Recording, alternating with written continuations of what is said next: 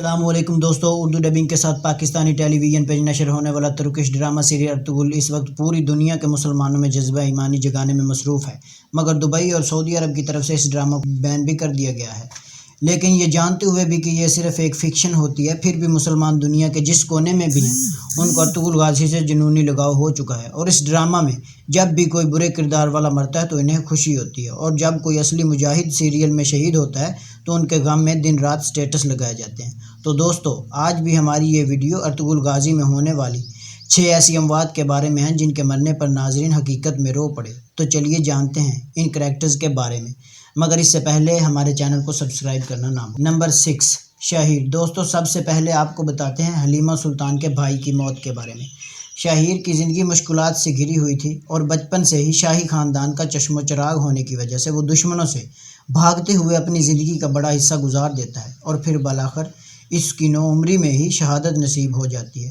اور حلیمہ سلطان اپنے بھائی کو اپنی آنکھوں کے سامنے شہید ہوتا ہوا دیکھتی ہے، جو ایک بہت تکلیف دہ مرحلہ ہوتا ہے۔ لیکن شاہیر کی شہادت اسی وجہ سے بھی عزت افزا تھی کیونکہ وہ آخر تک اپنے قبیلے اور اپنے قبیلے کے لوگوں کے ساتھ وفاداری کرتا رہا ہے۔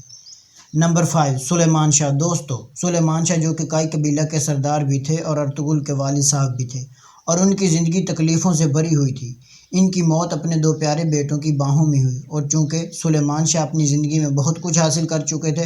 تو یہ صورت تھوڑی سی ایکسپیکٹڈ تھی۔ اس شہادت کی توقع کچھ اس لیے بھی تھی کیونکہ ان کی موت کے فوراً بعد جیسے ہی کہانی آگے بڑھی اور ایک نیا رخ کہانی کے اندر پیدا ہوا، تو اس کے ساتھ ساتھ جہاں اس کی موت نے کائی قبیلے کی سیاست کے اندر ایک خلا پیدا کیا، وہیں سلیمان شاہ کا جو اپنا خاندان تھا اس کے لیے بھی یہ نقصان بہت بڑا تھا۔ دوستو، سلیمان شاہ نے اپنی بیگم کو جس طرح الوداع کہا اور جس طرح سے اپنے بیٹوں سے باتیں کرتے ہوئے ان کی باہوں میں جام شہادت نوش کیا، یہ ایک شاندار کریکٹر کا ایک شاندار اختتام۔ نمبر 4، شمسہ عالم۔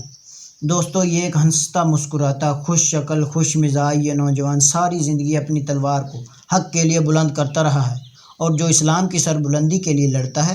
جو حق کے لیے سچ کے لیے لڑتے ہوئے بالآخر جام شہادت نوش کر لیتا ہے۔ دوستو، اس کی شہادت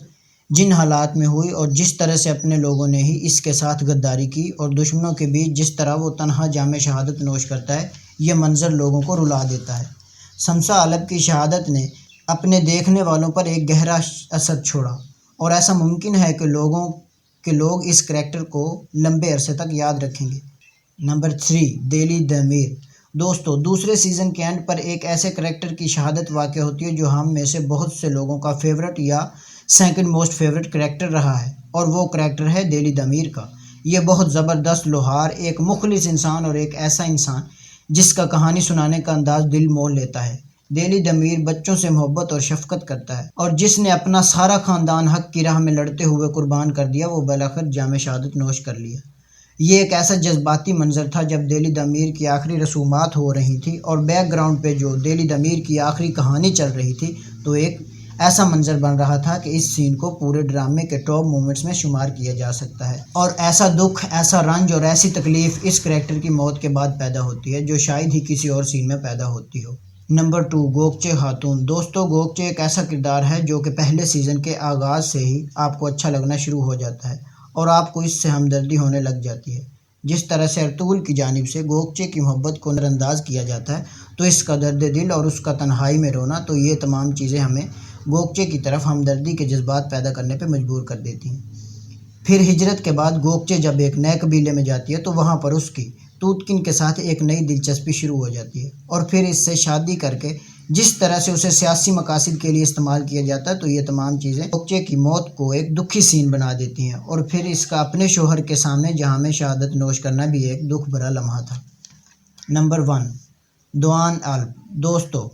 بمسی، ترگت اور دوان یہ تینوں ارطغرل کے سپاہی اور اس کے خاص دوست تھے۔ دوان کا کردار ہمیشہ بمسی کے جذباتی پن اور ترگت کے غصے کو ہینڈل کرنا تھا۔ اس کی ٹھنڈی طبیعت اور سکون والا انداز اور محبت کرنے کا سٹائل، یہ سب مل کر دوان کے کریکٹر کو بڑا ہی امپریسو بناتے ہیں۔ دوستو، دوان کی جن حالات میں شہادت ہوتی ہے، یہ تنہا دشمنوں کے بیچ ہوتا ہے، اور کسی طرح وہ زخمی حالت میں جب اپنے قبیلے پہنچا اور اپنی بیوی کے سامنے اور اپنے دونوں بہترین دوستوں کے سامنے اور خاص طور پر ارطغرل کے سامنے جب وہ جان دیتا ہے، تو وہ ایک ایسا منظر ہوتا ہے جو آنے والے کئی دنوں تک لوگوں کو رلاتے ہوئے رنجیدہ کر دیتا ہے۔